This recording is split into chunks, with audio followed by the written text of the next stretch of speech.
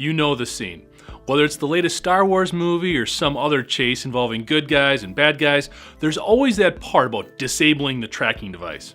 Well, it seems some of that is very real for a number of commercial fishing operations. The vast majority of these boats are outfitted with anti-collision devices called Automatic Identification Systems, or AIS.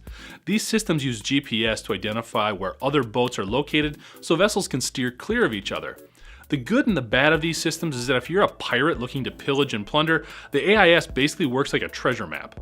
However, the Coast Guard and other law enforcement agencies can also use AIS to keep tabs on everybody.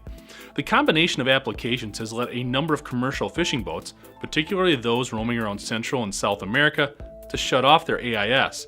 They say it's to avoid pirates, but others see it as a way for these vessels to harvest fish from protected fisheries, marine reserves, and even World Heritage sites without being seen on radar.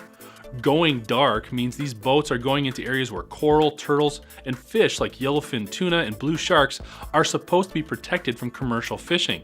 In addition to simply being illegal, accessing these waters puts local economies that depend on traditional fishing for food and tourism at tremendous risk. And before you brush off the implications of these activities, consider that the US State Department considers illegal fishing a national security threat because of the criminal organizations being drawn to the money that can be made.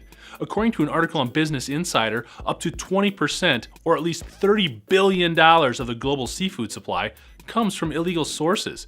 These activities not only harm legitimate businesses, but place these fisheries, which feed millions of people, in even greater danger of being depleted. Oceana, a leading nonprofit organization focused on restoring and protecting the world's oceans, feels nations should require commercial fishing vessels to broadcast tracking data and require the use of tamper-proof AIS devices.